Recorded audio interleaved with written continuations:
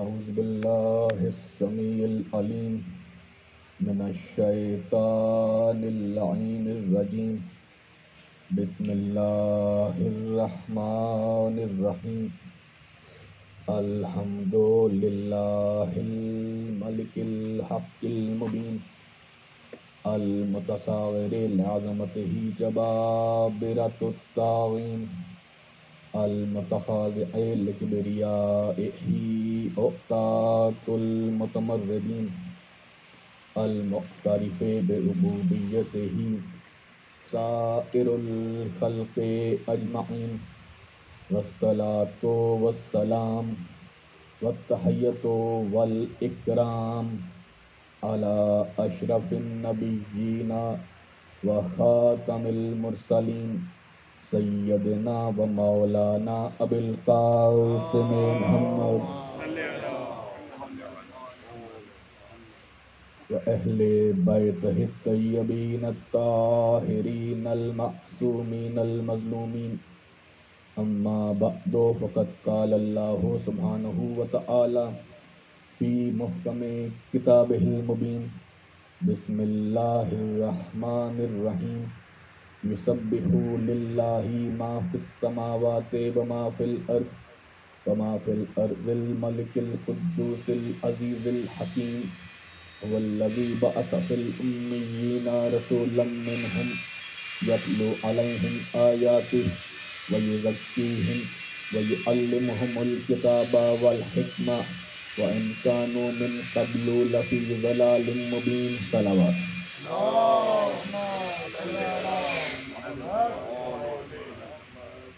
عزیزان محترم، سن 1442 ہجری کہ اس محرم الحرام کے لیے ہم نے جس سلسلہ گفتگو کا آغاز کیا تھا، وہ سلسلہ گفتگو آج اپنے چوتھے مرحلے میں داخل ہو رہا ہے.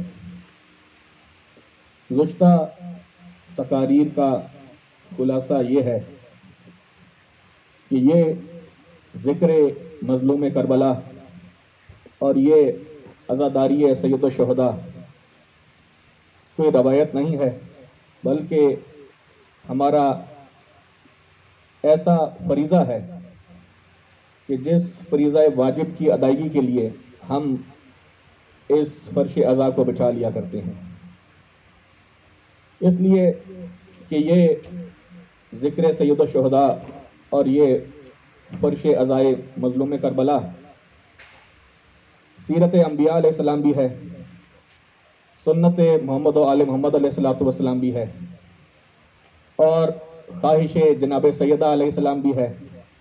اور گزشتہ تقاریر میں ہم نے یہ بھی دیکھا کہ اس غم میں، اس ذکر میں صرف انسان ہی شریک نہیں ہوتے بلکہ ملائکہ اور جنات بھی شریک ہوتے ہیں. اور گزشتہ تقاریر میں ہم نے یہ بھی ثابت کیا کہ اس غم میں پتھر بھی شریک ہوتے ہیں، درخت بھی شریک ہوتے ہیں، جانور بھی شریک ہوتے ہیں. کچھ واقعات میں عرض کر چکا ہوں گزشتہ مجالس میں. آج یہ ثابت کریں گے ہم. کل جیسے میں نے واقعہ پیش کیا حضرت نوح علیہ السلام کا، جس سے ثابت کیا کہ لکڑی اور یہ درخت امام حسین علیہ السلام کا کام کرتے ہیں، اور جانور اور درندے اس ذکر سید الشہداء میں مصروف اور مشغول رہتے ہیں. آج ہم ایک ایسا واقعہ دیکھیں گے، آپ حضرات کی خدمت میں پیش کرنا چاہوں گا، کہ جس سے یہ بھی ثابت ہوگا کہ یہ پتھر بھی مظلوم کربلا کا گریہ کرتے ہیں. حضرت آدم علیہ السلام کا ایک واقعہ پیش کرنا چاہ رہا ہوں تاریخ انبیاء علیہ السلام سے، اور سمجھتا ہوں میں کہ یہ واقعہ نہایت ہی غور طلب اور سننے کے لائق ہے. جب اللہ تبارک و تعالی نے حضرت آدم علیہ السلام کو خلق فرمایا تو انہیں پیدا کرنے کے بعد پروردگار عالم نے ارشاد فرمایا کہ اے آدم، آپ جنت میں جہاں چاہو، جدھر چاہو چل پھر سکتے ہو، اٹھ بیٹھ سکتے ہو، سوائے اس درخت کے. اب چونکہ وہ درخت موضوع سخن نہیں ہے اس لیے اس پر میں بات نہیں کروں گا، پتھر پر آنا چاہ رہا ہوں.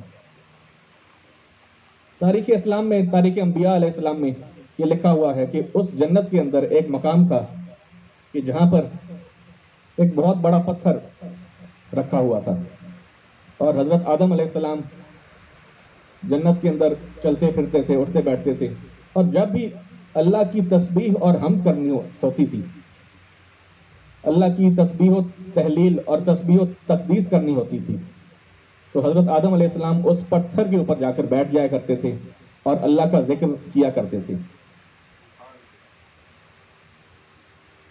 ایک مرتبہ جب حضرت آدم علیہ السلام سے ترک اولا ہوا، اب یہ چونکہ موضوع سخن نہیں ہے، یہ طویل بحث ہے ترک اولا کی، کبھی موقع ملا تو انشاءاللہ اس پر بھی گفتگو ہوگی۔ جب ترک اولا ہوا، آپ سب جانتے ہیں کہ اللہ نے حضرت آدم علیہ السلام کو جنت سے نکل جانے کا حکم دیا۔ تو تاریخ میں لکھا ہوا ہے، تاریخ انبیاء کے اس واقعے میں، کہ جب حضرت آدم علیہ السلام جنت چھوڑ کر جا رہے تھے تو یہ پتھر بلند آواز سے گریہ کرنے لگا اور رونے لگا۔ اللہ نے ارشاد فرمایا کہ اے پتھر، تو جنت کے اندر بیٹھا ہے، تو جنت کے اندر موجود ہے، غم کیوں کر رہا ہے، گریہ کیوں کر رہا ہے، رو کیوں رہا ہے؟ اس پتھر نے آواز دی کہ اے پروردگار، کہ مجھے اس جنت کے اندر وہ خوشی نہیں مل رہی جو خوشی مجھے اپنے اس محبوب کی قربت سے ملتی تھی، کیونکہ میرا محبوب آدم اس جنت کو چھوڑ کر جا رہا ہے، اس لیے میں غم کر رہا ہوں اس کی جدائی اور فراق میں۔ عزیزان محترم، یہ بات بھی غور طلب ہے کہ حضرت آدم ابھی زندہ ہیں، موجود ہیں، ابھی حیات ہیں۔ اللہ نے پتھر سے یہ نہیں کہا کہ تو زندہ اور جاوید کا ماتم کیوں کر رہا ہے، تو زندہ اور جاوید پر گریہ کیوں کر رہا ہے، آدم تو زندہ ہے۔ لیکن پھر بھی پتھر نے گریہ کر کر بتایا کہ ضروری نہیں کہ جو مر جائے یا شہید ہو جائے اس پر گریہ کیا جاتا ہے، بلکہ جس سے آپ محبت کرتے ہیں وہ اگر آپ سے دور چلا جائے تو اس پر بھی گریہ کیا جا سکتا ہے۔ اور پھر آگے تاریخ میں جو اس واقعے کی تفصیل ہے مختصراً عرض کرنا چاہ رہا ہوں کہ اللہ نے اسے سزا نہیں دی، یہ نہیں کہا کہ تو بدعتی ہے، میرے حکم کے خلاف تو گریہ کر رہا ہے، یہ نہیں اللہ نے کہا، بلکہ تاریخ میں لکھا ہوا ہے کہ اللہ نے اس پتھر سے پوچھا کہ کیا چاہتا ہے، اگر آدم چلا گیا ہے تو گریہ کر رہا ہے اس کی فراق میں، جدائی میں، چاہتا کیا ہے؟ تو اس پتھر نے التجا کی کہ اے اللہ، میرے محبوب آدم کے بغیر میرا دل اس جنت میں نہیں لگتا، تو یوں کر کہ مجھے اپنے اس محبوب آدم کے پاس بھیج دے، زمین پر بھیج دے۔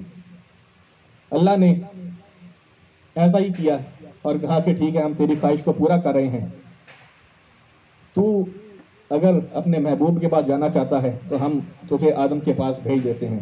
اللہ نے حضرت آدم علیہ السلام سے ارشاد فرمایا کہ اے آدم، تیرے فراق اور جدائی میں یہ پتھر غم کر رہا تھا، اس نے التجا کی کہ مجھے آدم کے پاس بھیج دے، میں جنت کی یادگار کے طور پر یہ تحفہ تجھے انعام کے طور پر پیش کر رہا ہوں۔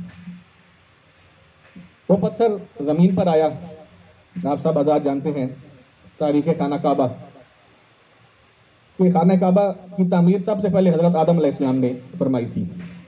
قرآن مجید میں ذکر ہے کہ وَإِذْ يَرْفَعُ إِبْرَاهِيمُ الْقَوَاعِدَ وَإِسْمَاعِيلُ رَبَّنَا تَقَبَّلْ مِنَّا إِنَّكَ أَنْتَ السَّمِيعُ الْعَلِيمُ، کہ اے حبیب، یاد کیجیے اس وقت کو کہ جب ابراہیم اور اسماعیل مل کر خانہ کعبہ کی دیواروں کو بلند کر رہے تھے اور یہ دعا پڑھتے جا رہے تھے کہ ربنا تقبل منا انک انت السمیع العلیم۔ تو حضرت ابراہیم اور اسماعیل علیہ السلام نے اس بنے ہوئے خانہ کعبہ کی دیواروں کو بلند کیا ہے۔ خانہ کعبہ پہلے سے موجود تھا، سب سے پہلے اس کی تعمیر حضرت آدم علیہ السلام نے فرمائی۔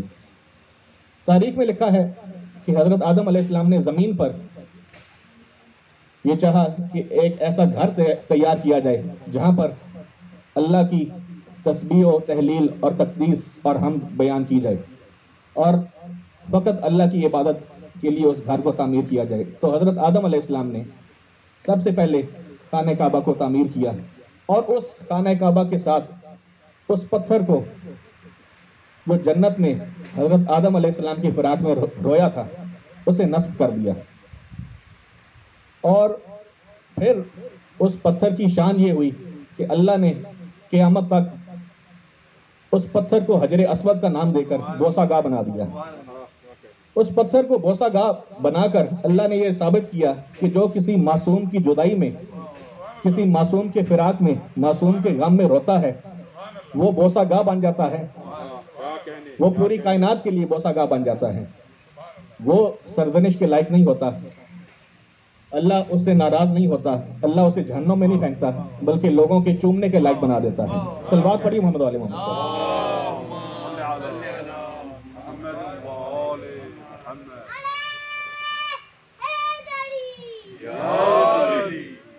تو ایک تو یہ واقعہ تھا. اس واقعے کو دیکھتے ہوئے ہم اس نتیجے پر پہنچتے ہیں، تفصیل جو کہ لمبی ہے، فضائل کی طرف بھی آنا چاہ رہا ہوں، کہ عزاداری معصوم میں، ہر نبی معصوم ہے. ایک معصوم کا غم اگر پتھر کرے تو اللہ اس پتھر کو قابل سجدہ اور قابل تعظیم اور لائق بوسہ بنا دیتا ہے. اگرچہ حالانکہ اس پتھر کے اوپر حضرت آدم علیہ السلام کا خون تو نہیں گرا تھا، شاید پسینہ بھی نہ گرا ہو یا شاید تھوڑا بہت پسینہ لگ گیا ہو، تو جس پتھر کے اوپر فقط حضرت آدم علیہ السلام بیٹھا کرتے تھے اس پر حضرت آدم علیہ السلام کا خون مس نہیں ہوا، صرف تھوڑا بہت شاید پسینہ لگا ہو. اللہ نے اس پتھر کو جو تھوڑی دیر کے لیے ایک معصوم سے منسوب تھا اسے ساری زندگی کے لیے بوسہ گاہ بنا دیا.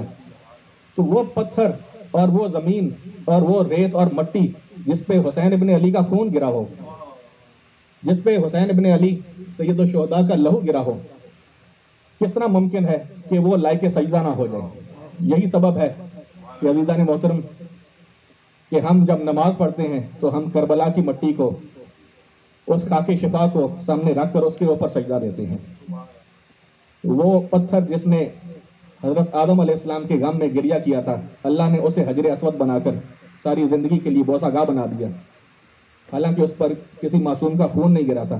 تو وہ مٹی جس پر حسین ابن علی کا لہو گرا اور پوری اولاد حسین ابن علی کا لہو گرا، یہی سبب ہے کہ وہ ہمارے لیے لائق سجدہ ہے اور اس کے اوپر ہم سجدہ دیتے ہیں. اور اگر اس پتھر نے ایک زندہ معصوم کے لیے گریہ کیا تھا تو کس طرح ممکن ہے کہ وہ مٹی جس کے پر حسین ابن علی اور اس کی اولاد کا لہو گرا ہو وہ اس معصوم شہید کا گریہ نہ کرے. عزیزان محترم، اس ذکر عظیم کے لیے گزشتہ 3 دن سے آپ حضرات کی خدمت میں سورہ مبارکہ جمعہ کی ابتدائی 2 آیات کی تلاوت کرنے کا شرف حاصل کر رہا ہوں کہ جس میں پروردگار عالم بڑی شان کے ساتھ اپنا تعارف، اپنی تسبیح اور حمد کے ذریعے کروا رہا ہے. ان الفاظ میں کہ بسم اللہ الرحمن الرحیم، یسبح للہ ما فی السماوات و ما فی الارض الملک القدوس العزیز الحکیم. تسبیح کے لائق ہے وہ اللہ کہ ہر شے کائنات کی اس کی بے عیبی کا اعلان کرتی ہے. وہ اللہ جو مالک بھی ہے، قدوس بھی ہے، عزیز بھی ہے، حکیم بھی.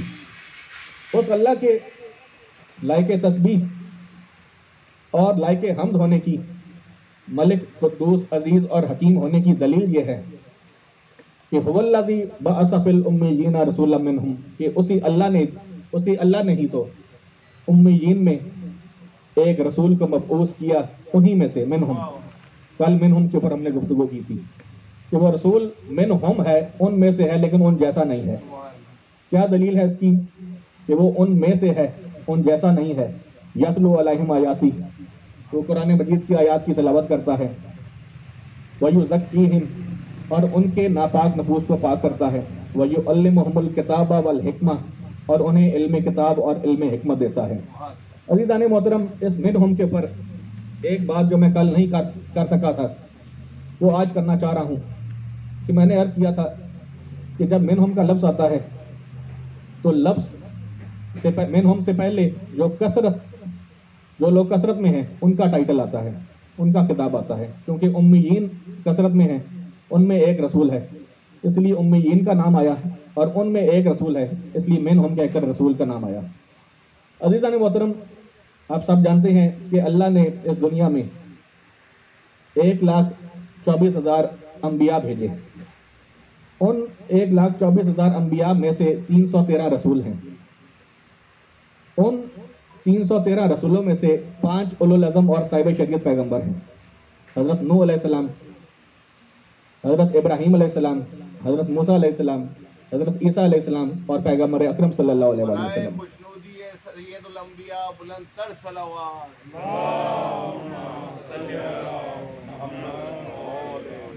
تو 1,24,000 نبی انبیاء، ان 1,24,000 انبیاء میں سے منہم، اس منہم کو ذہن میں رکھیے گا، منہم 1,24,000 انبیاء، یعنی 1,24,000 انبیاء میں سے 313 رسول، ان 313 رسولوں میں سے منہم 5 اولو العزم صاحب شریعت پیغمبر جن پر شریعتیں نازل ہوئیں، اور ان 5 اولو العزم صاحب شریعت پیغمبروں میں سے منہم ایک خاتم النبیین۔ تو انبیاء یہ نہیں کہہ سکتے کہ ہم 313 رسولوں جیسے، 313 رسول یہ نہیں کہہ سکتے کہ ہم 5 صاحب شریعت جیسے، 5 اولو العزم صاحب شریعت پیغمبر یہ نہیں کہہ سکتے کہ ہم خاتم النبیین جیسے، لیکن یہ انسان اتنا بدبخت ہے کہ جب مقابلے پر آتا ہے تو پیغمبر اکرم جیسا ہو جاتا ہے۔ صلوات پڑھے محمد آل محمد صلی اللہ علیہ وسلم، کہ جس کا مقابلہ، جس پیغمبر اکرم ختمی مرتبت احمد مجتبیٰ محمد مصطفیٰ صلی اللہ علیہ وآلہ وسلم کا مقابلہ ایک کم 1,24,000 انبیاء نہیں کر پائے، ان کا مقابلہ انسان جب بدبختی پر آتا ہے تو انسان کرنا شروع کر دیتا ہے۔ عزیزان محترم، آیت کو آگے بڑھاتے ہیں۔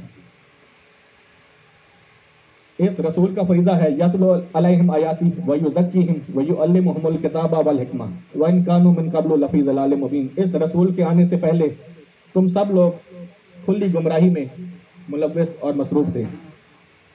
اس کے بعد ایک فریضہ جو میں نے کل عرض کیا اور بھی ہے رسول کا، اور وہ یہ کہ وآخرین منہم لما یلحقوا بہم، کہ وہ لوگ جو ابھی اس پیغمبر اکرم کے دور میں موجود نہیں ہیں، جو قیامت تک آتے رہیں گے، ان کی بھی ہدایت کا بندوبست کر جائے۔ عزیزان محترم، ہم نے کل تک یہ طے کیا تھا کہ اگر پیغمبر اکرم کا یہ فریضہ ہے کہ قیامت تک کے آنے والے لوگوں کی ہدایت کا بندوبست کرے یا ہدایت کرے، تو پھر ضروری ہے کہ یہ ماننا پڑے گا کہ پیغمبر اکرم قیامت تک زندہ رہنے والی ہستی ہیں، انہیں مردہ نہیں کہا جا سکتا۔ اور ایک بات جو گزشتہ تقاریر میں نہیں ہو سکی، اس کی طرف آج متوجہ کرنا چاہ رہا ہوں الفاظ کو دیکھتے ہوئے، کہ بظاہر ہم نے دیکھا کہ 28 صفر سن 11 ہجری کو بظاہر رسول اللہ ہمارے درمیان موجود نہیں رہے، تو اب وہ شخص جو رسول کی نیابت میں پیغمبر اکرم کی ہدایت کا فریضہ انجام دیتا رہے گا، وہ کیسا ہونا چاہیے؟ آج اس پر گفتگو کریں گے نہایت اختصار کے ساتھ۔ اسے کیسا ہونا چاہیے اس شخص کو کہ جو پیغمبر اکرم کی غیبت میں، پیغمبر اکرم کی نیابت میں پیغمبر اکرم کا یہ فریضہ ہدایت انجام دے؟ تو عزیزان محترم، قرآن مجید کی اس آیت کے ذیل میں فریضہ پیغمبر اکرم کیا تھا؟ پہلا یتلو علیہم آیاتی، کہ پیغمبر اکرم ان امیین پر قرآن مجید کی آیات کی تلاوت کرتا ہے۔ پیغمبر اکرم ان امیین پر قرآن مجید کی آیات کی تلاوت کرتے ہیں۔ تو اب جو بھی پیغمبر اکرم کی نیابت میں اس قابل ہو کہ پیغمبر اکرم کی نیابت میں لوگوں پر قرآن مجید کی آیات کی تلاوت کر سکے، اسے ایسا ہونا چاہیے کہ جس کے لیے پیغمبر اکرم نے اپنی زندگی میں یہ ارشاد فرمایا ہو، القرآن مع العلی و علی مع القرآن، جس کے لیے پیغمبر اکرم نے خود فرمایا ہو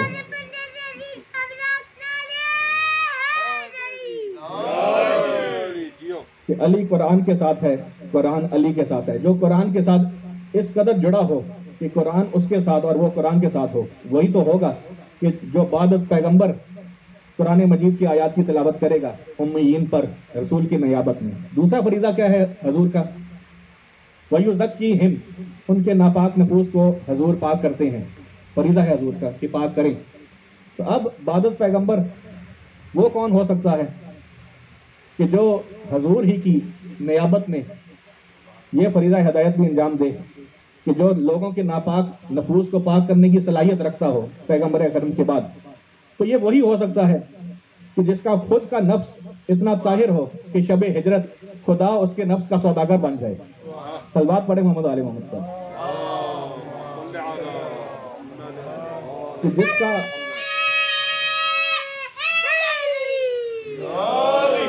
کہ جس ہستی کا خود کا نفس اتنا طیب و طاہر اور پاک و پاکیزہ ہو کہ شب ہجرت اللہ کو کہنا پڑے وَمِنَ النَّاسِ مَن يَشْرِي نَفْسَهُ ابْتِغَاءَ مَرْضَاتِ اللَّهِ، کہ اس کا نفس اتنا طاہر ہے کہ اللہ نے ارادہ کیا کہ اللہ اپنی مرضی سے بیچ دے اور اس کا نفس خرید لے۔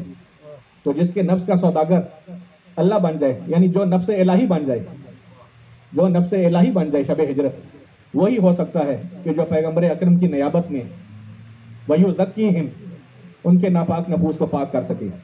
تیسرا فریضہ پیغمبر اکرم کا کیا تھا؟ وَيُعَلِّمُهُمُ الْكِتَابَ، ان امیین کو علم کتاب اور علم قرآن دیتا ہے۔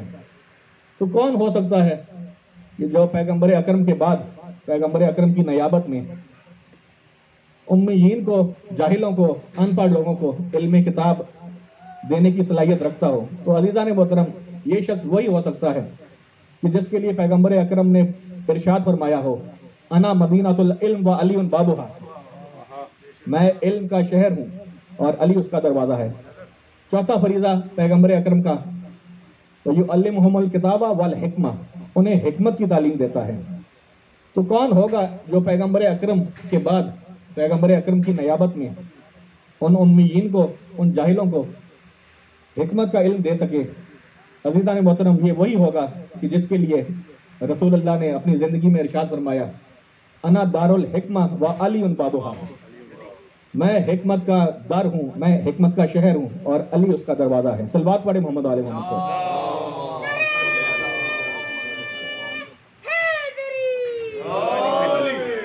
تو عزیزان محترم،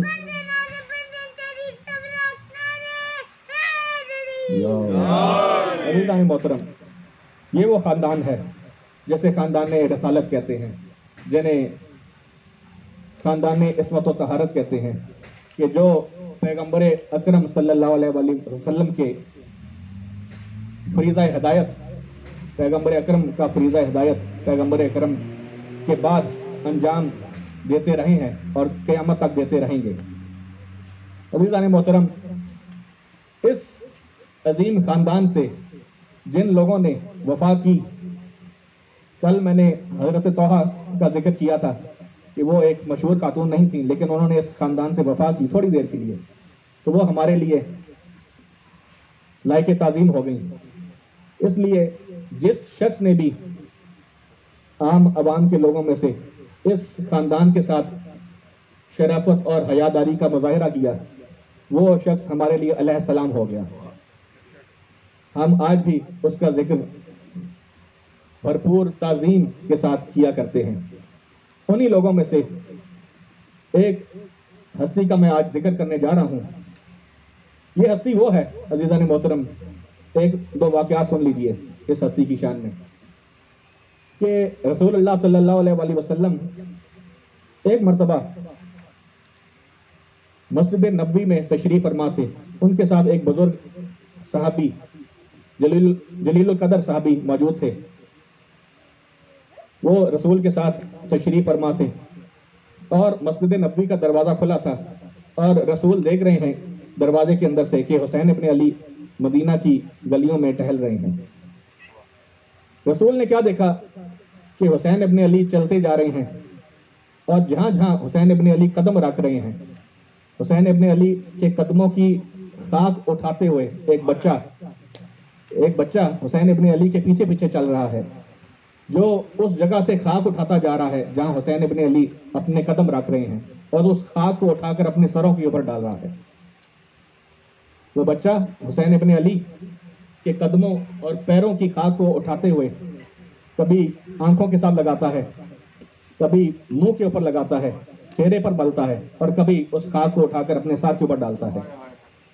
یہ منظر اس جلیل القدر صحابی کے ساتھ رسول اللہ نے مسجد نبوی کے اندر سے دیکھا تو ایک مرتبہ بلند آواز سے ارشاد فرمایا، السلام علیکہ علی ابن کا یا مظاہر، اے مظاہر تیرے بیٹے حبیب پر محمد مصطفیٰ کا سلام ہو۔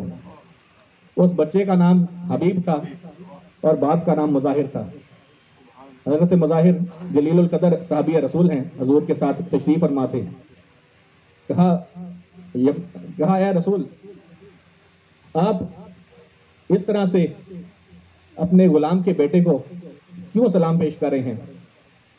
کہا اے مظاہر، میں دیکھ رہا ہوں کہ تیرا یہ بیٹا میرے حسین سے اتنی محبت کرتا ہے کہ اس کے قدموں کی خاک اٹھا کر اپنے سر پر ڈال رہا ہے، تو جو میرے حسین سے اس قدر محبت کرتا ہے میں پیغمبر اکرم خود اس کے لیے سلام پیش کرتا ہوں۔ یہ ہیں حضرت حبیب ابن مظاہر۔ رسول اکرم نے آواز دی، حبیب ذرا اندر تو آنا۔ امام حسین علیہ السلام کو اندر بلایا، امام حسین کو آواز دی کہ مسجد کے اندر آؤ۔ امام حسین علیہ السلام مسجد نبوی میں اپنے نانا کی خدمت میں حاضر ہوئے، اپنی جوتیاں باہر اتاری۔ کیا دیکھا کہ حضرت حبیب نے امام حسین علیہ السلام کی جوتیاں اٹھائی ہوئی ہیں، کبھی چوم رہے ہیں، کبھی آنکھوں کے ساتھ لگا رہے ہیں، کبھی سر کے اوپر رکھ رہے ہیں۔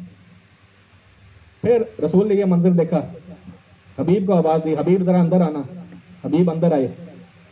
ایک مرتبہ حبیب کا ماتھا چومتے ہوئے پیغمبر اکرم نے ارشاد فرمایا، اے مظاہر، یہ تیرا بھی حبیب ہے، یہ مجھ محمد کا بھی حبیب ہے، اور یہ میرے حسین کا بھی حبیب ہے، یہ میرے حسین کا بھی حبیب ہے۔ ایک اور واقعہ پیش کرنا چاہ رہا ہوں حضرت حبیب ابن مظاہر کی تاریخ سے، کہ اس دن کے بعد ایک مرتبہ جناب حبیب نے امام حسین علیہ السلام کو اپنے گھر میں کھانے پر دعوت دی کہ آپ میرے گھر تشریف لائیں کھانے پر۔ امام حسین علیہ السلام نے دعوت کو قبول کیا۔ حضرت مظاہر جو ان کے والد ہیں وہ پیغمبر اکرم کی بارگاہ میں خدمت میں حاضر ہوئے، اور حاضر خدمت ہونے کے بعد عرض کیا، یا رسول اللہ، میرے بیٹے حبیب نے آپ کے نواسے حسین کو کھانے پر دعوت دی ہے، میری عزت اور تکریم میں مزید اضافہ ہوگا اگر آپ بھی تشریف لے آئیے۔ رسول نے دعوت کو قبول کیا یہ کہتے ہوئے کہ آج میں محمد تمہارے بیٹے حبیب کا مہمان ہوں، میرا حسین تیرے حبیب کا مہمان ہے، میں بھی آج حبیب کا مہمان ہو رہا ہوں۔ وہ دن قریب آیا، وہ دن آیا۔ تاریخ میں لکھا ہے کہ اس بیتابی میں، کیونکہ محبت ہے نا حضرت حبیب ابن مظاہر کو امام حسین علیہ السلام سے، اتنی محبت ہے کہ بیتابی میں چھت کے اوپر تشریف لے گئے حضرت حبیب کہ اوپر سے دیکھیں امام حسین علیہ السلام کو آتا ہوا۔ ایک مرتبہ تاریخ میں لکھا ہے کہ اتنے بیتاب ہوئے کہ قدموں کو اٹھا کر امام حسین علیہ السلام کو دور دور تک دیکھنا چاہ رہے تھے کہ میرا شہزادہ حسین کب آتا ہے۔ تو ایک مرتبہ پھسل کر نیچے گر گئے، اور تاریخ میں لکھا ہے کہ ان کا انتقال ہو گیا۔ حضرت مظاہر باہر آئے، سخت پریشان ہوئے، تشویش بھی ہوئی، غم بھی ہوا، لیکن کیونکہ عاشق رسول ہیں، عاشق محمد و آل محمد ہیں، انہیں یہ گوارا نہ ہوا کہ میں اپنا غم زدہ چہرہ پیغمبر اکرم اور حسین ابن علی کو اس موقع پر دکھاؤں، کیونکہ وہ میرے گھر میں تشریف لا رہے ہیں کھانا کھانے کے لیے۔ میں اس دعوت کے موقع پر اپنے بیٹے کا غم بھی ان کے سامنے نہیں کروں گا۔ یہ عظمت ہے حضرت مظاہر علیہ السلام کی۔ انہوں نے اپنے بیٹے کو اٹھایا، گھر کے اندر لے گئے اور ایک علیحدہ کمرے میں ڈھک دیا اور اوپر کپڑا ڈال دیا۔ اب حضور اور امام حسین ابن علی علیہ السلام تشریف لائے۔ حضرت مظاہر نے ان کا استقبال کیا، اندر گھر کے لے کر آئے اور کھانے پر کھانا لگایا اور وہاں بٹھا دیا اور عرض کیا، یا رسول اللہ شروع کیجیے۔ رسول اللہ نے امام حسین علیہ السلام کی طرف دیکھا اور کہا، حسین دعوت تمہاری ہے، تمہیں مدعو کیا گیا ہے، میں تمہاری وجہ سے آج مہمان ٹھہرا ہوں، تم شروع کرو۔ امام حسین علیہ السلام نے حضرت مظاہر کی طرف دیکھا اور ارشاد فرمایا کہ چچا مظاہر، جس نے مجھے دعوت پر بلایا ہے جب تک وہ نہیں آئے گا میں کھانا نہیں کھاؤں گا، حبیب کو بلاؤ۔ حضرت مظاہر نے مصلحتاً کچھ اور بات کہی اور کہا کہ اے فرزند رسول، آپ شروع تو کیجئے، وہ بھی آ جائے گا، وہ کسی ضروری کام سے کہیں گیا ہے، وہ بس آتا ہی ہوگا، آپ شروع کیجئے۔ امام حسین علیہ السلام نے کہا کہ نہیں، جب تک وہ نہیں آئے گا میں کھانا نہیں کھاؤں گا۔ پھر اس نے گزارش کی کہ بس وہ آتا ہی ہوگا، آپ شروع کیجئے۔ اب امام حسین علیہ السلام نے جلال کے ساتھ حضرت مظاہر سے کہا کہ چچا مظاہر، میں حسین ابن علی حکم دیتا ہوں کہ اپنے بیٹے کو، اپنے حبیب کو حاضر کیجئے۔ اور میں جانتا ہوں، یہ بھی جملہ کہا، میں حسین جانتا ہوں کہ وہ اسی گھر میں موجود ہے۔ اپنا علم غیب بتایا اور بتا دیا کہ معصوم امام بچہ ہو یا بڑا ہو امام ہوتا ہے، معصوم امام امام ہی ہوتا ہے، چاہے بچہ ہو یا بڑا ہو۔ کہا میں جانتا ہوں وہ یہی ہے، اسے بلاؤ۔ اب حضرت مظاہر نے ہاتھ جوڑے اور کہا اے فرزند رسول، آپ تو سب جانتے ہیں، تو پھر کیوں اصرار کر رہے ہیں؟ اب رسول نے کہا اے مظاہر، کیا تو جانتا نہیں کہ حسین کہہ رہا ہے کہ بلاؤ تو پھر بلاؤ؟ جب حسین نے کہا ہے کہ بلاؤ تو پھر بلاؤ۔ اب وہ سمجھ گئے حضرت مظاہر کہ رسول کا حکم ہے، امام معصوم کا حکم ہے۔ اب اس نے وہیں سے آواز دی، بیٹا حبیب اگر آ سکتے ہو تو آ جاؤ۔ بس حضرت مظاہر نے آواز دی، وہ بالکل صحیح سالم حالت میں امام حسین علیہ السلام کے قدموں میں حاضر ہو گیا اور عرض کرتا ہے السلام علیکہ یا رسول اللہ، السلام علیکہ یبنا رسول اللہ۔ محمد والے محمد بلند تر صلوات۔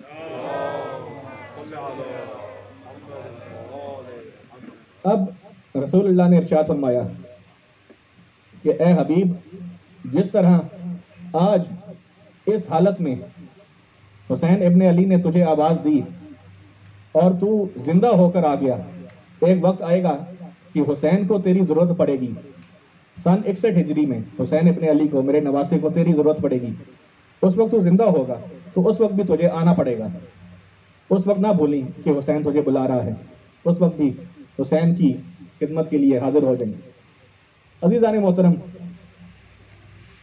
سن 61 ہجری 2 محرم کو امام حسین علیہ السلام کا قافلہ کربلا کی سرزمین پر پہنچا۔ آپ سب جانتے ہیں کہ 2 محرم کو ہور نے آ کر راستہ روکا۔ 3 محرم کو پھر ایک بہت بڑا لشکر آیا، جناب ثانیہ زہرا زینب سلام اللہ علیہ علیہ السلام نے خیمے میں گھوڑوں کی ٹاپوں کی آواز سنی تو ایک مرتبہ آواز دی بی بی، اس بی بی کو جو کنیز ہیں، کہا اے فضہ، ذرا باہر جا کر دیکھنا کیا کوئی لشکر میرے حسین کی مدد کے لیے آیا ہے۔ جناب فضہ باہر گئیں اور دیکھا، اور دیکھنے کے بعد اندر آئیں اور بتایا کہ مخدومہ بی بی، لشکر تو آیا ہے لیکن حسین ابن علی کی مدد کے لیے نہیں آیا، خالی آیا ہے اپنا لشکر لے کر حسین ابن علی سے مقابلہ کرنے کے لیے۔ پھر 4 محرم کو پھر جناب زینب سلام اللہ علیہ نے اپنے خیمے کے اندر گھوڑوں کی ٹاپوں کی صدا سنی۔ پھر بی بی فضہ علیہ السلام سے ارشاد فرمایا کہ فضہ باہر جا کے دیکھو کیا اب کوئی لشکر آیا ہے میرے حسین کی مدد کرنے کے لیے۔ جناب فضہ علیہ السلام نے باہر جا کر لشکر دیکھا، پھر اندر آ کر بتایا کہ نہیں بی بی، لشکر تو آیا ہے لیکن ہرملہ آیا ہے ملعون، اور مدد کے لیے نہیں آیا، آپ کے بھائی حسین ابن علی سے مقابلہ کرنے کے لیے آیا ہے۔ پھر 5 محرم کو جناب زینب سلام اللہ علیہ نے پھر گھوڑوں کے ٹاپوں کی صدا سنی خیمے کے اندر، پھر آواز دی فضہ اب جا کے دیکھو شاید اب کوئی لشکر آیا ہو میرے بھائی حسین ابن علی کی مدد کے لیے۔ اب کے بار جناب فضہ علیہ السلام باہر تشریف لے گئیں اور دیکھا اور پھر اندر تشریف لائیں اور عرض کیا کہ بی بی نہیں، لشکر آج پھر آیا ہے لیکن مدد کے لیے نہیں آیا۔ پوچھا کون آیا ہے؟ کہا پسر سعد آیا ہے ملعون، عمر ابن سعد ابن ابی وقاص آیا ہے اپنا لشکر بہت بڑا لے کر، اور مقابلہ کرنے کے لیے آیا ہے، مدد کے لیے نہیں آیا۔ اب بی بی کو جلال آیا اور کہا فضہ ذرا میرے بھیا حسین کو تو بلانا، فضہ ذرا میرے بھیا حسین کو خیمے میں بلانا۔ جناب فضہ علیہ السلام باہر گئی اور امام حسین علیہ السلام کو بتایا کہ بی بی آپ کو بلا رہی ہیں، جناب زینب سلام اللہ علیہ نے آپ کو یاد کیا ہے۔ امام حسین علیہ السلام تشریف لائے بی بی کے خیمے میں اور پوچھا کہ مجھے بلانے کا سبب۔ بی بی نے روتے ہوئے ارشاد فرمایا کہ بھیا حسین کبھی ہور آتا ہے اپنا لشکر لے کر آپ سے مقابلہ کرنے کے لیے، کبھی خولی آتا ہے، کبھی ورملہ آتا ہے ملعون، کبھی عمر سعد آتا ہے ملعون آپ کا مقابلہ کرنے کے لیے۔ کیا کوئی ایسا شخص نہیں جو آپ کی مدد کرنے کے لیے بھی آئے اس عالم میں؟ امام حسین علیہ السلام نے غم زدہ چہرے کے ساتھ بی بی کو دیکھا اور ارشاد فرمایا کہ بہن زینب آپ تو جانتی ہو کہ حسین آج اتنا غریب ہو چکا ہے، اتنا مظلوم ہو چکا ہے کہ کوئی بھی آج اس کی مدد کو آنے والا نہیں ہے۔ ایک مرتبہ بی بی نے ارشاد فرمایا کہ بھیا حسین ایک شخص ہے کہ جسے آپ پکاریں گے تو وہ ضرور آئے گا۔ امام جانتے تھے لیکن ہمیں بتانے کے لیے سوال کیا کہ بہن وہ شخص کون ہے؟ تو ایک مرتبہ بی بی نے آواز دی کہ بھیا اس کا نام ہے حبیب ابن مظاہر۔ بھیا حسین اس شخص کا نام ہے حبیب ابن مظاہر، آپ اسے خط لکھیے، کوفہ سے بلائیے، مجھے یقین ہے کہ وہ ضرور آئے گا۔ یہ شان ہے حضرت حبیب ابن مظاہر کی کہ جس کے اوپر بی بی کو بھی یقین ہے کہ وہ ضرور آئے گا، وہ وفا کرے گا۔ امام حسین علیہ السلام نے خط لکھنا شروع کیا اور بی بی سے پوچھا کہ آپ بتائیے کہ خط میں کیا لکھوں؟ بی بی نے حبیب ابن مظاہر کو بلانے کے لیے خط کی تحریر لکھانا شروع کی، اور تحریر یہ تھی کہ اے حبیب ابن مظاہر، اے میرے بچپن کے دوست، اے میرے بھائی حبیب ابن مظاہر، میں حسین ابن علی آج کربلا میں دشمنوں کے نرغے میں گر چکا ہوں اور میں مصیبت میں ہوں، اور میں چاہتا ہوں کہ تو میری مدد کو آ۔ امام حسین علیہ السلام اس خط کی تحریر کو مکمل فرما رہے تھے کہ ایک مرتبہ بی بی نے آواز دی کہ بھیا حسین ایک جملہ اور بھی لکھ دو۔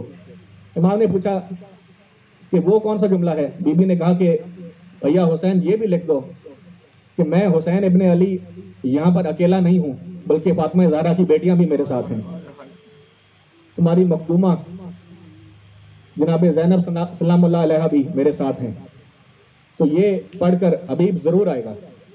امام نے یہ جملہ بھی تحریر کیا اور قاصد کو کوفہ حبیب کے گھر روانہ کیا۔ قاصد امام حسین علیہ السلام کا خط لے کر کوفہ پہنچا حبیب ابن مظاہر علیہ السلام کے گھر کے دروازے پر۔ حضرت حبیب ابن مظاہر اپنی زوجہ کے ساتھ ہمراہ اپنی زوجہ کے ساتھ کھانا تناول کر رہے تھے، کھانا کھا رہے تھے۔ ایک مرتبہ زوجہ حبیب کے گلے میں لقمہ اٹکا تو زوجہ حبیب نے جناب حبیب سے پوچھا کہ شاید کوئی ہمیں یاد کر رہا ہے۔ پھر دوسری مرتبہ پھر زوجہ حبیب کے گلے میں لقمہ اٹکا، پھر زوجہ حبیب نے کہا کہ لگتا ہے کہ کوئی شدت سے ہمیں یاد کر رہا ہے، اور پھر تیسری مرتبہ تاریخ میں لکھا ہے کہ زوجہ حبیب کے گلے میں لقمہ اٹکا۔ اب کے بار زوجہ حبیب نے حبیب ابن مظاہر سے کہا کہ لگتا ہے کہ کوئی غریب اور مجبور اور مظلوم ہے جو ہمیں یاد کر رہا ہے۔ یہ جملے ادا ہونے تھے کہ ایک مرتبہ حبیب ابن مظاہر کے دروازے پر دستک ہوئی کہ جناب حبیب علیہ السلام نے بلند آواز سے آواز دی، منا علی الباب، کون ہے دروازے پر؟ ایک مرتبہ آواز آئی کہ میں حسین ابن علی کا قاصد ہوں۔ آواز سنی کہ حسین ابن علی کا قاصد ہے، فوراً اپنی زوجہ سے کہا کہ آپ پردے میں جائیے، میں قاصد حسین کا استقبال کرنا چاہتا ہوں۔ حضرت حبیب ابن مظاہر قاصد حسین کا استقبال کرنے کے لیے دروازے پر گئے، دروازہ کھولا، ایک مرتبہ اس قاصد کا ہاتھ پکڑا اور چوما اور آنکھوں کے ساتھ لگایا کہ تو میرے حسین کے پاس سے ہو کر آ رہا ہے۔ اس کے قدموں کو ہاتھ لگایا اور قدموں کو ہاتھ لگا کر اپنے سینے کے ساتھ لگایا کہ یہ قدم اس جگہ سے ہو کر آ رہے ہیں جہاں پر حسین چل پھر رہے تھے۔ یہ احترام ہے امام حسین علیہ السلام کا کہ ایک عام شخص اگر امام حسین علیہ السلام کا قاصد بن جائے تو حضرت حبیب اس کے قدموں کو ہاتھ لگاتے ہیں، اس کا ہاتھ پکڑ کر چومتے ہیں۔ اب قاصد سے پوچھا کہ خیریت ہے؟ قاصد نے کہا کہ امام حسین علیہ السلام نے تمہارے لیے ایک خط بھیجا ہے۔ خط لیا اور پڑھنا شروع کیا، تحریر کو پڑھا اور حضرت حبیب ابن مظاہر نے گریہ شروع کیا تحریر کو پڑھتے ہوئے کہ میرے حسین پر آج وہ وقت آ گیا کہ حسین ابن علی اپنا تعارف اپنی ماں زہرا کی نسبت سے کراتے ہوئے مجھے واسطہ دے رہا ہے اور بلا رہا ہے کہ حبیب آج حسین ابن علی کو تمہاری ضرورت آن پڑی ہے۔ اب قاصد کو روانہ کیا، خط لیا اس سے، قاصد چلا گیا، دروازہ بند کیا۔ زوجہ حبیب قریب آئی اور زوجہ حبیب نے سوال کیا، اے حبیب کس کا خط ہے؟ کہا حسین ابن علی کا۔ کہا کیا لکھا ہے؟ کہا لکھا ہوا ہے کہ میں حسین مصیبت میں گر چکا ہوں، دشمن نے مجھے گھیر لیا ہے، مجھے تمہاری مدد کی ضرورت ہے۔ ایک مرتبہ تڑپ کر زوجہ حبیب نے سوال کیا کہ اے حبیب پھر تمہارا کیا ارادہ ہے؟ حضرت حبیب یہ سوچ رہے تھے کہ شاید میری زوجہ کو میرا جانا ناگوار گزرے گا، اس لیے مصلحتاً جملہ مختلف کہا اور کہا کہ میں سوچ رہا ہوں، میں چاہتا ہوں کہ حسین کی مدد کو جاؤں لیکن سوچ رہا ہوں۔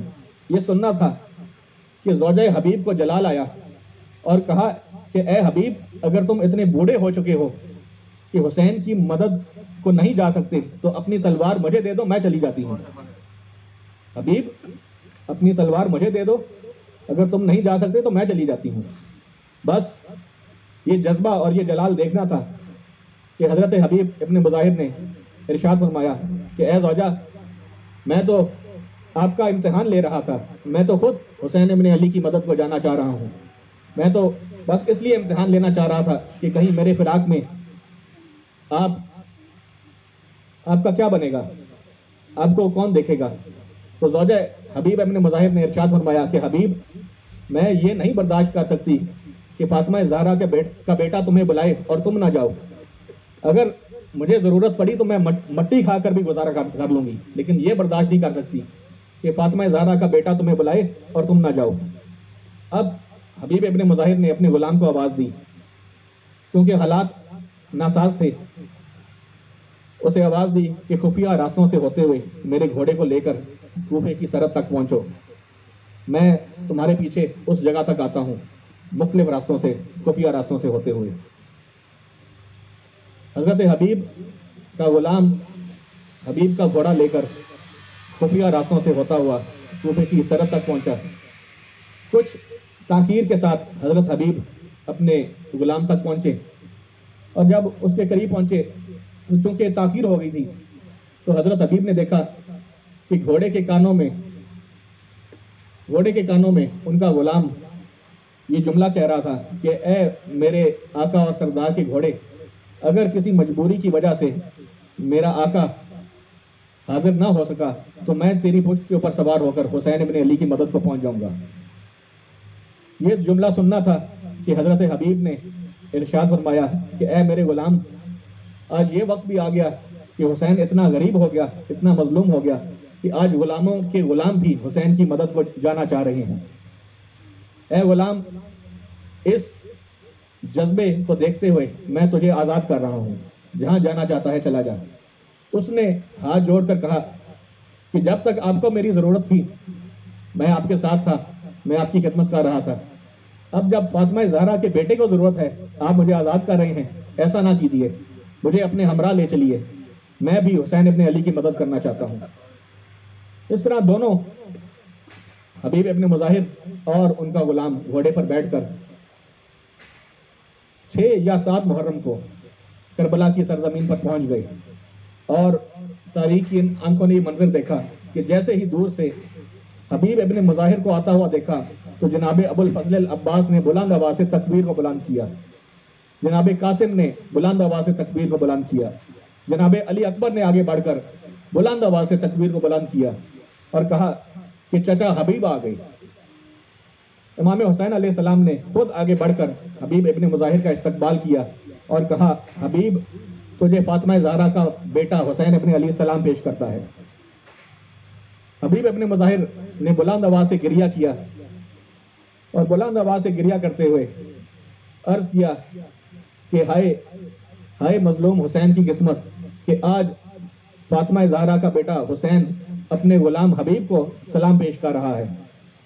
امام حسین علیہ السلام نے حبیب کا استقبال کیا، اور اب 10 محرم کا وہ دن آیا کہ جب حضرت حبیب ابن مظاہر نے اجازت مانگی امام حسین علیہ السلام سے کہ اپنے اس غلام کو اجازت دیجیے آپ پر جان نثار کرنے کی۔ امام نے اجازت دی۔ حضرت حبیب کی عمر اور سن تقریباً اس وقت 60 سال کے قریب تھی، بزرگ تھے، لیکن اس بزرگی کے عالم میں تاریخ میں لکھا ہے کہ نہایت ہی دلیری کے ساتھ اس لشکر یزید کا مقابلہ کیا اور تقریباً 80 یزیدیوں کو واصل جہنم کیا، پھر نار کیا۔ ایک مرتبہ ایک ملعون آگے بڑھا، اس نے پیچھے سے وار کیا حضرت حبیب پر پشت کے اوپر برچی کے ساتھ۔ حضرت حبیب ابن مظاہر ذرا سا شکستہ ہوئے، لیکن اپنا ہاتھ پیچھے کر کر برچی کو نکالا اور اس دشمن کے منہ کے اوپر مارا، اور پھر ایک شیر کی طرح لڑتے ہوئے دوبارہ کئی یزیدیوں کو فنار کیا اور واصل جہنم کیا۔ پھر ایک ملعون آگے بڑھا، آگے کی طرف سے آیا اور ایک ملعون پیچھے کی طرف سے آیا، اور دونوں نے مل کر برچی کے ساتھ ایک نے سینے پر وار کیا، ایک نے پشت پر وار کیا، اور حبیب ابن مظاہر کربلا کی زمین پر گر گئے، اور گرتے گرتے بلند آواز سے فریاد کی، السلام علیکہ یبنا رسول اللہ، السلام علیکہ یا حسین ابن علی، اے حسین ابن علی آپ کو حبیب کا آخری سلام، اے حسین ابن علی اب تک آپ کے حبیب کا آخری سلام قبول ہو۔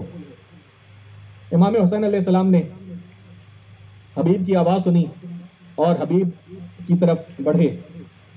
یہ بھی لکھا ہے کہ امام کے ایک اور صحابی مسلم ابن اوسجہ، وہ بھی اس وقت یزیدیوں سے لڑ رہے تھے۔ حبیب کی آواز پہلے انہوں نے سنی اور حبیب کے پاس آئے۔ حبیب کے پاس آتے ہوئے حبیب کا سر اپنے سر اپنی گود میں رکھا اور پوچھا، اے حبیب کوئی آخری خواہش جو میں تمہارے آقا حسین ابن علی کی خدمت میں پیش کر سکوں؟ تو ایک درد بھرا جملہ حبیب ابن مظاہر نے ارشاد فرمایا، مسلم ابن اوسجہ سے حبیب ابن مظاہر نے ارشاد فرمایا کہ اے مسلم ابن اوسجہ، میرے بعد میرے مظلوم حسین کا خیال رکھنا، میں اس دنیا سے جا رہا ہوں، میرے بعد میرے آقا مولا مظلوم حسین کا خیال رکھنا۔ یہ کہنا تھا کہ حبیب کی آنکھیں بند ہو گئیں اور امام حسین علیہ السلام تشریف لائے، خود حبیب ابن مظاہر کو اٹھانے لگے۔ مسلم ابن اوسجہ نے التجا کی کہ یبنا رسول اللہ آپ کیوں اٹھاتے ہیں، غلام حاضر ہے، میں غلام آپ کے اس غلام کو اٹھا لیتا ہوں۔ امام نے کہا کہ نہیں مسلم ابن اوسجہ، یہ حبیب ہے، یہ میرا محسن ہے، اجرکم من اللہ، اجرکم من اللہ، حبیب میرا محسن ہے، مسلم یہ حبیب میرا محسن ہے، میں خود اسے اٹھاؤں گا اور خیموں تک لے جاؤں گا۔ امام حسین علیہ السلام نے حبیب کا لاشا خود اٹھایا اور خیموں تک لے گئے۔ تاریخ میں لکھا ہے، مقتل کی تاریخ میں لکھا ہے کہ بیویوں نے خود حبیب کی میت پر آ کر گریہ کیا اور ماتم کیا اور کہا، اے ہمارے حسین ابن علی کے بچپن کے دوست، تجھ پر سیدہ زینب سلام اللہ علیہا کا سلام ہو، اجرکم من اللہ، اب बस 2 जुमले और पेश करना चाह रहा हूं। एक मर्तबा जब लुटा हुआ काफिला करबला से कूफा पहुंचा, तमाम शहीदों के सर नेज़ों पर थे। जब उस जगह से काफिला पहुंचा जहां पर हबीब इब्ने मुजाहिर का घर था, तो वहां घर से हबीब का बेटा बाहर आया और हबीब का सर खौली के कब्जे में था। हबीब का बेटा खौली मलऊन के पास आया और उससे कहा कि ए खौली, मेरे बाप का सर मेरे हवाले कर दो। खौली ने कहा कि नहीं, मैं इस सर को यजीद के पास पेश करूंगा और उससे इनाम लेना चाहूंगा। हबीब के बेटे ने कहा कि जितना इनाम तुझे यजीद देगा मेरे से ले ले, लेकिन मेरे बाप का सर मेरे हवाले कर दे। उस मलऊन ने कहा, खौली ने कहा कि नहीं, मैं तो इनाम भी यजीद ही से लूंगा। बस ये सुनना था कि हबीब के बेटे ने 25 से 30 जवान अपने खानदान के इकट्ठे किए और खुद भी तलवारें लेकर आ गए और इसके ऊपर हमला किया, इस मलऊन खौली के ऊपर। और तारीख लिखती है कि इस खौली के ऊपर हमला करते हुए, इस मलऊन के ऊपर हमला करते हुए हजरत हबीब के बेटे ने अपने बाप हबीब का सर इससे छीन लिया और ये कहते हुए इमाम सैयद सज्जाद के पास से गुजरा कि जिनके जवान बेटे जिंदा हों, जिनके जवान बेटे जिंदा हों, उनके बाप के सर नेज़ों के ऊपर सवार नहीं होते। जिनके जवान बेटे जिंदा हों, उनके बाप के सर नेज़ों के ऊपर सवार नहीं होते। इन्ना लिल्लाहि व इन्ना इलैहि राजिऊन, रिज़न बिक़ज़ाइही व तस्लीमन लिअम्रिही व सयअलमुल लज़ीना ज़लमू अय्या मुनक़लिबिन यनक़लिबून।